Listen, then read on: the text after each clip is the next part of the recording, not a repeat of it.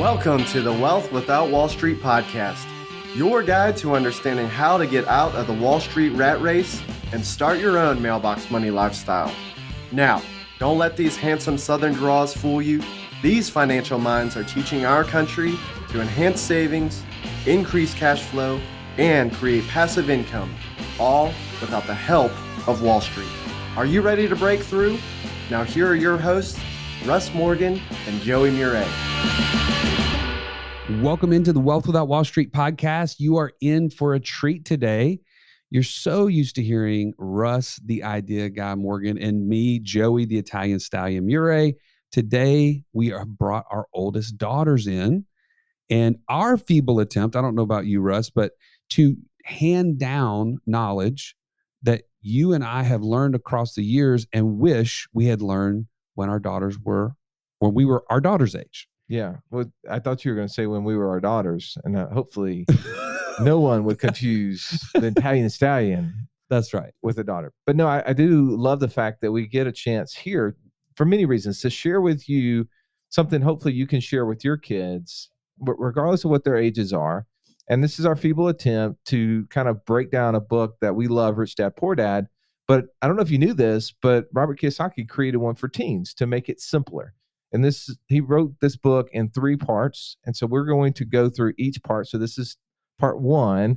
And it's really helping our daughters kind of explain their learning styles and helping them see that the way that we learn and the way that we can make money in the future are not necessarily dependent on school in of itself. Yeah, no doubt. No doubt. Now, so before we dive into that, you know us, but you don't know our girls. So we're going to start off by having them introduce themselves. So Zan, why don't you tell everybody your age and what you like to do with your free time? Okay. I am 15 and I like to swim in my free time. And what was the other question? That was it for right now. Okay. And Kate, why don't you tell us your name or age and what you like to do in your spare time? I am 13 and I like to draw, write, and play soccer. Awesome. All right, Lily Kate, your age and what you like to do. I'm 12 years old and I like riding and I like to do golf. And yeah. And Annie, finish us out. I am 14 and I like to paint and draw pretty much anything like that involves art. And I also like to read. I'm a big reader. Awesome. Yeah. Well, I will know that I will say this about you girls. I've seen every one of you spend hours reading for the love of reading. And that's such a blessing because so oftentimes as adults, we don't spend time learning. And when you're reading, even if it's, a fiction, right? Like the part of that is that when we're understanding new words and new ideas that we can apply in life. I love this in chapter 1 of the book. Robert Kiyosaki talks about Albert Einstein, one of the most intelligent men of our lifetime, or I guess of the world, not in our lifetime. Period. Yeah. And he talked about that he was not great at school. Did you guys know that? Yeah. We kind of did. No. No. You didn't? No. Well, how did you know that outside of reading this book? Mom told me about it. And then there's another guy like Thomas Edison. History? Yeah. Okay. Like he wasn't good at school either. Well, it says here that he wasn't good at memorizing things because he said that facts can be found in books. So he never thought of trying to memorize information in his head as an important thing. So Joey, you have some questions you want to bring out of the girls from there going through this section. Let's go through that. Yeah. So one of the things we actually do in our masterclass when we have a group, we always start off and say, how are you coming into this group? Like, what's one word that describes how you're feeling right now? And in light of this subject matter, I'm curious, when you hear the word money, girls, what is the first word that comes to your mind? And we'll start on this side since last time we did the other. Annie, why don't you tell us, what's your one word when you hear the word money? I think there are just a lot of words that flow through my mind, but if I had to pick one, I'd pick necessity because I feel like it's just more like a necessity that I will need like all of my life. Not that like I need it now, like it's a big need, just more something that I would need in my whole life. Okay. Good All right, word. Lily Kate, what's your one word? I think worried. Worried. Okay. Worried. Okay, I want to come back to that. Yeah, we're going to have to unpack that. How about you, Kate? What's your one word that would describe money? Your thoughts on money? Maybe just, I don't know. I don't really think about it. Oh, so you don't even have a word because money's not even a conversation. That's something you think about. Okay, that's fine. All right, Zan. How about you, Zane? I think work. I think like when you think money, you have to work for it, right? And so then it's a lot. Okay, so how do you? I'm going to come back to you if it's all right with the word necessity, Annie. Okay. And you have a reason for saying necessity, that we're always going to need money. Give me a situation in life where you didn't need money. Like when I was 3 years old and everyone just bought everything for me. So money was needed; it was just provided for you. Yeah. Right. And when we're little like that, we're infants, we are dependent upon others. So when you think of where you're growing older, right, you're wanting to become independent. Yes. And so is that kind of in your head, like, well, then I need money so that I can be independent? Yes, because you need money to like buy pretty much anything. Okay. No, I love that. That's great. All right, so Lily Kate, unpack worried for us. Like, why is worried the first thing that comes to your mind? It's kind of difficult, but I feel like I won't make enough or I'll run out. And it's just scary to think about, I guess. All right. Well, and what makes something less scary? Like, give me an example of something in life. Like, can you imagine? Remember back to the first time you went and played golf? What's your first memory of playing golf? Going to the putting green, and when I made it in the hole, my dad would tickle me.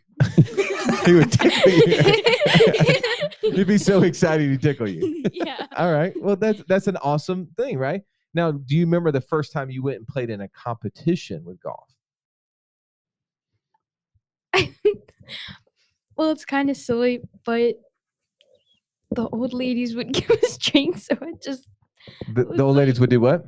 the old ladies would give you like Kool-Aid and stuff. So that was your memory of playing golf, is that the old ladies gave you Kool-Aid?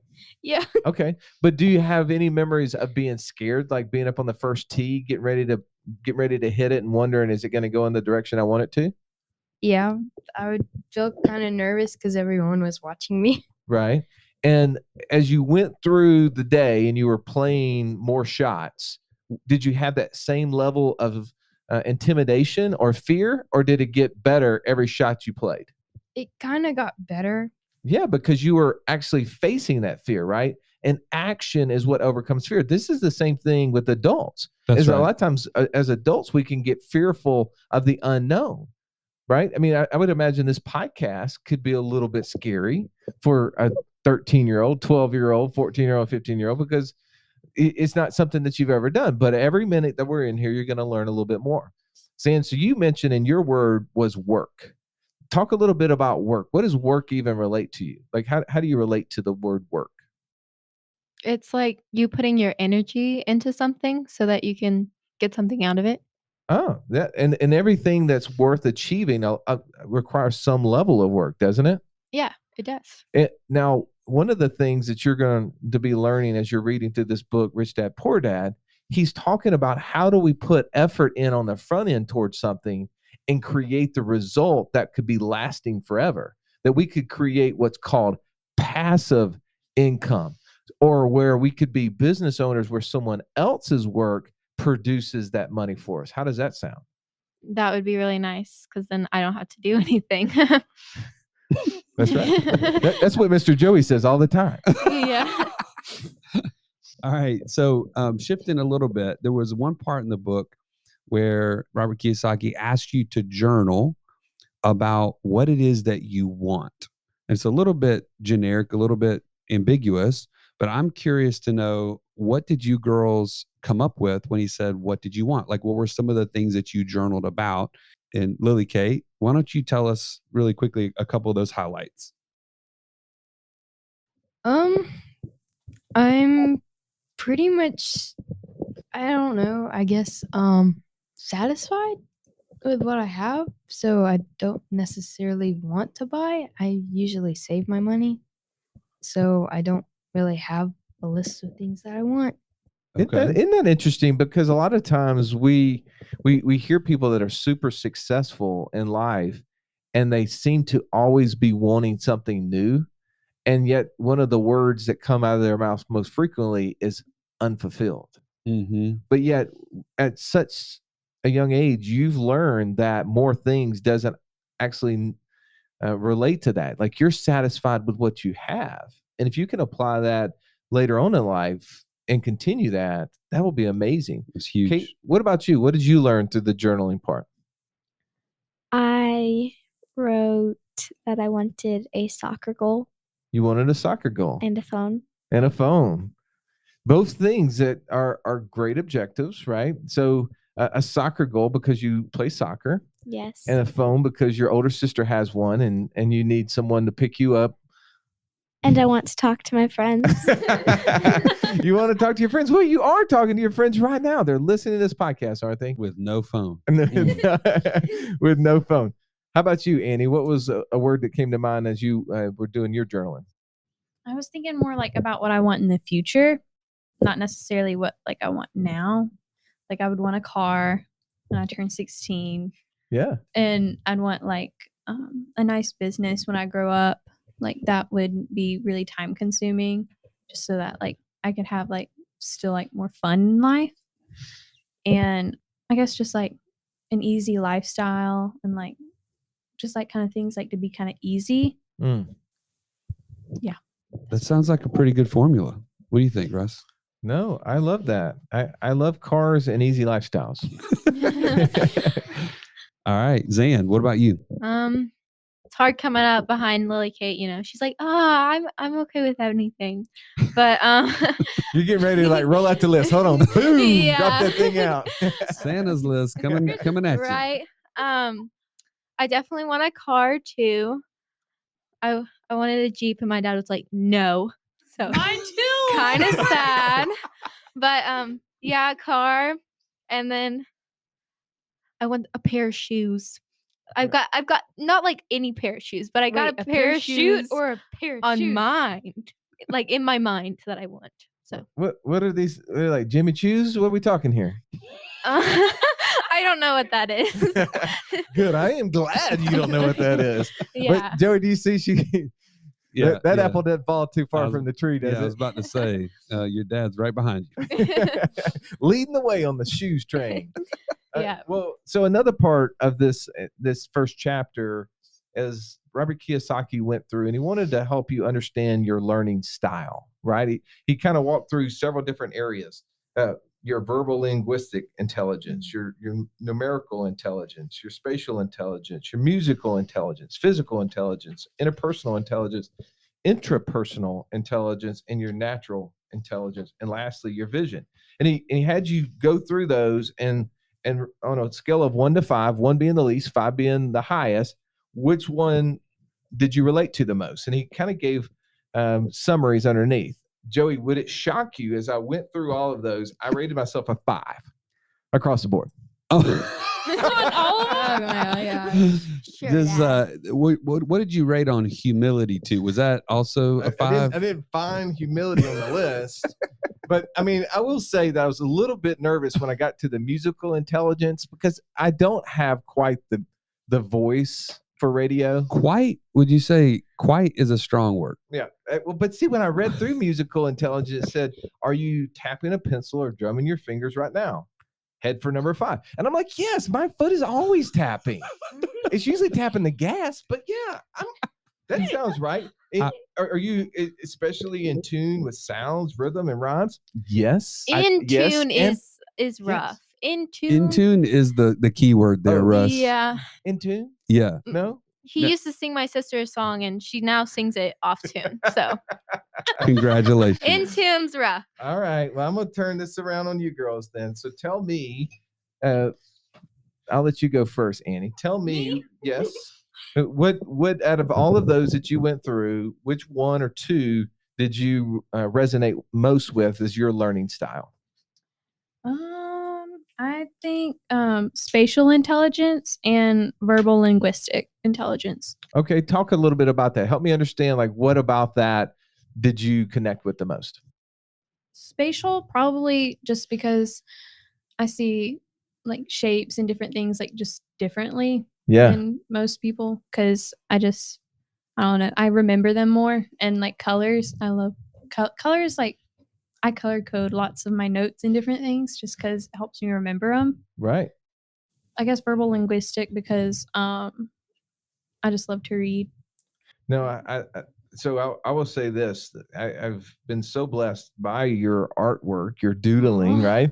And you drew as an amazing, and then did a beautiful watercolored picture of our lake house, and I that is definitely a skill, and we've talked about that on this podcast, Joey, about how she's taking that craft and actually turned it into a way to create income already at such a young age. Yeah, it was pretty amazing that this past summer to see you take that, Annie, and really others be willing to pay you for the value that you brought to them. That was pretty awesome. All right, so Lily Kate, what was some of the highlights from your learning style, and why would you say that those were your strengths? I'm pretty physical and interpersonal and intrapersonal. And I guess I have some natural intelligence too. I love this about, see, She's Lily got Kate and all I of are 'em. connected. She's like, well, wait a second, which other, hold on, there's other ones on here. Keep the list Just flowing. keep going. Right. Let's do that thing. I love that, Lily Kate. How about you, Zan? Which one of the learning styles did you relate to the most? Numerical intelligence, which I relate to that, but also it could be that mom's just like ingrained it into my brain that I have to like write everything out and do all of it. All right, I like that.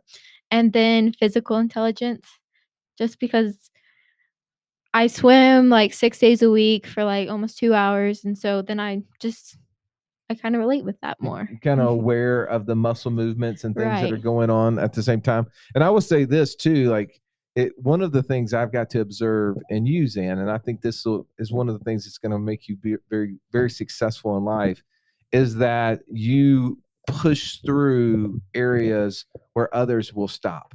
And the fact that like you swim a mile, and that's not an event that a lot of people want to do because they get really worn out, and even more importantly, mentally, they can't pass that barrier. And the fact that you can control that part of your brain is going to be a thing that's going to carry you far in life. How about you, Kate? Tell me a little bit about what you thought as a learning style. Which ones did you relate to the most? Spatial and numeral intelligence. Spatial probably because I like doodling, and numerical probably because I can do math problems in my head. And I've noticed this about her, in the book that we talk about all the time, Joey, Nelson Nash gives an example of Carl Gauss, where he was sitting in a classroom at a young age, and the teacher had given him the assignment of counting all the numbers, adding 1 through 100, just adding each one of them up.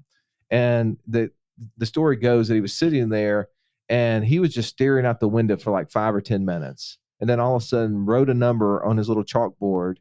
And out of all the kids in the class, it was the only number that was right. And the teacher was like, how did you do that? And so he went through the talk about how he envisioned, how he saw it ahead of time. And you have to read the book to go through that example. But I've seen you like that too, Kate, where your brain works so creatively. You see these sort of things before you get there. And that's an amazing talent. Yeah, and I love that Robert Kiyosaki points out that just because you don't learn the way that maybe a traditional school model would be teaching you doesn't mean that you can't learn in a very specific, unique way. So, and it's really cool to hear you girls having your own specific way that you see the world and that you see problems and you solve those things. And so I'm excited to see how this plays out in your own journey to understanding how finances work, because now we can take that and apply it, something that we were doing in school or in life, whether it's golf or swim or soccer, all those things, or art, and now apply it to, okay, I can't just be pigeonholed into this is my strength and I have to give up on all the things I'm weak in. He even talks about how to balance those things out, which I love. Now, later on in this first chapter, he starts to talk about how not just the knowledge of how wealth works and finances work, but also being able to believe that you can do it and that you can obtain wealth. And to me, that, it kind of could be offsetting a little bit for somebody to say, oh, you have to believe it. It's like this kind of mystical thing. But to me, I wanted to ask you guys, when he said, you must believe it, that I will be rich, he actually says that specifically in there. How did that impact you? Like, do you believe it? Do you have questions about that? Like, Zan, I'm curious. How did that, when you read that? It like felt like I don't know. I've just heard a lot of people. It's like, well, if you believe that it can happen, it can happen, and I think that's true. Like you need it's mental, but you also need like a lot of help, to figure it out. How about you, Annie? What was your initial reaction to that you have to believe it? In this example, he was talking about believing that you will be rich, and he says you need to say it. I am rich. I will be rich. Like, what was your initial take to that sort of process of saying you have to say it and believe it? I think like the mental affirmation that like you get when you say I can do this, kind of like gives you this attitude of I can do it. Like, don't step down. You can do this. So you push through and you do it. Okay. That's just kind of what ran through my head. What about you, Kate? Obviously, you need the mindset of I can do it in order to do it, because you're not going to learn anything if you don't try. But okay. Yeah. Well, you girls have heard me say this 100 times, right? Like, we talk about Henry Ford, and Henry Ford had a famous saying that if you say you can or you say you can't, you're right.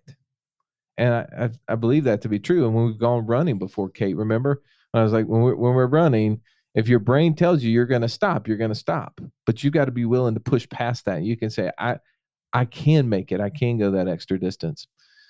What about you, Lily Kate? What was your thoughts about that statement of believing it?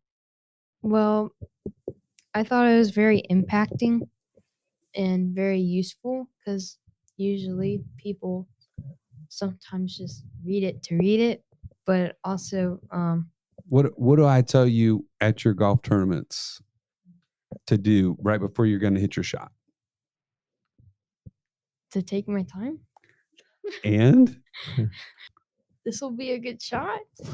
yeah, this is going to be a good shot. Like, I'm going to take a good shot, and to visualize it, right?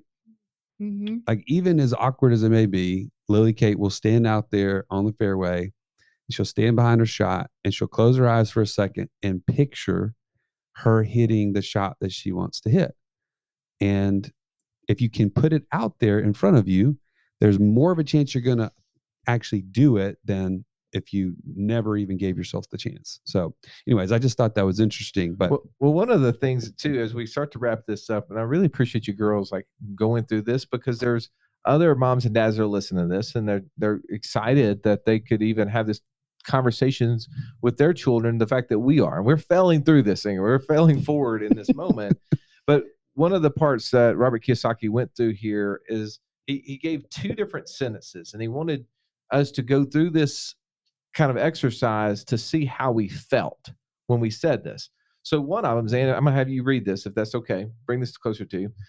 So I want you to read that first sentence right there. I can't afford the things I want. All right. Now, Kate, I want you to read the second one. How can I afford the things I want? All right, so I'm going to ask you, Annie and Lily Kate, to respond to that. So the first sentence was when Zan said, "I can't afford the things that I want," and then Kate responded, "How can I afford the things that I want?" What did you notice as a difference between those two sentences? How did you feel? Either one of you, jump in there. It's okay. There's no wrong answer. Yeah. Just how did it make you feel for her to say the one versus the I other? can't afford the things that I want versus when Kate said, "How can I afford the things that I want?" I don't know. This How about if I put it in your terms? I can't hit a good shot. How can I hit a good shot? Oh, okay. So I guess it's you're processing it. and Okay. I was thinking about it. Yeah. So yeah. So Which one makes you feel more confident? How can I afford the things that I want? because when you say how, then there's this mindset of opening up what processes or what things do I need to do in order to make that happen. But when you say, I can't hit a good shot, or in his example, I can't afford the things that I want, then that's just a closed door sentence. Like there's no other option, right? Mm-hmm. It's like a dead end. Yeah. Right. Would you add anything differently to that, Annie? I would think like my mind just kind of like just closed off on the first one. It was just like, it just dropped. Like my mood level just, I can't do it. Like the second one, it kind of opened up more possibilities, like for me, just kind of like more different things I could try instead of just like, oh man, I can't. Right. Well, here's an example. I'm going to share Alexandria here next to me. It just reminds me, because when Kate a second ago on her list of wants, she was sharing that she wanted a phone.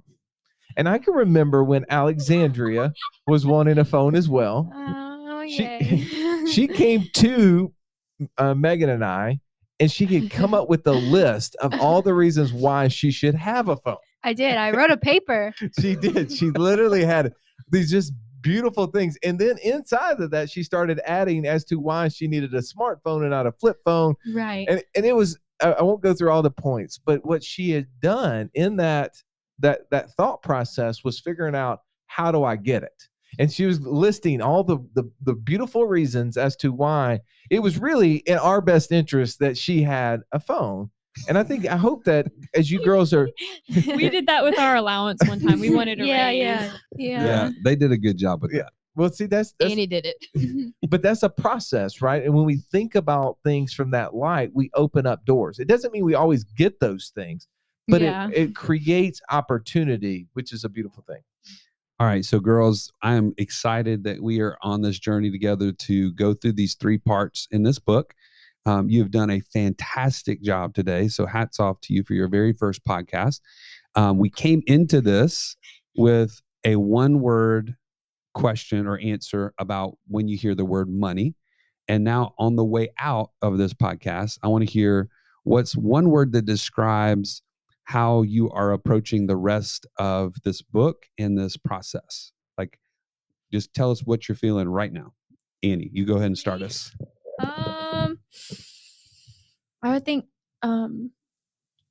is there like a word for at peace? Because I don't want to say peaceful.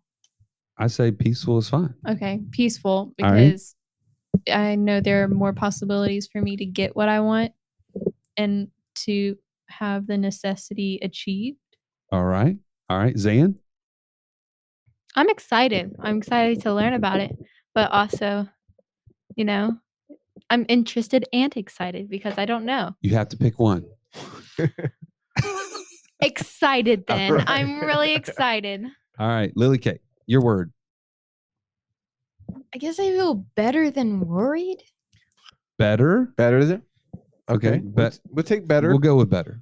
Okay, yeah. All right. And Kate, what's your 1 word? More confident. Confidence. Confident. Okay. Okay. More Perfect. confident More confidence. than before. Uber confident. What? I have no Well- idea what that means. What word is that? Well, I'll tell you what, I'm excited as well. But I would say, if for you listening, I hope that you have heard that Russ and I are train wrecks at interviewing our daughters on something that we know the best.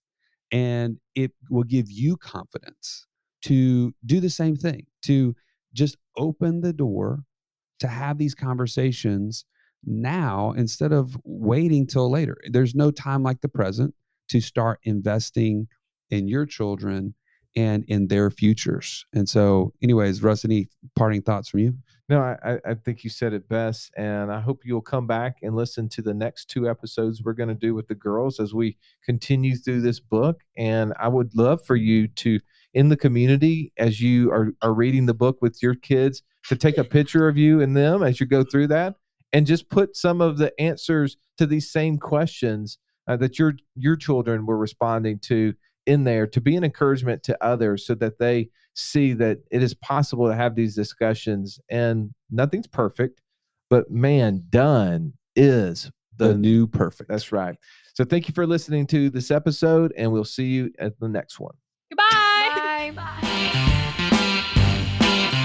This has been the Wealth Without Wall Street podcast. Don't forget to subscribe to the show to break free of the Wall Street mindset and begin building wealth on your own terms in places you understand, so that your wealth will never run dry. See you next episode.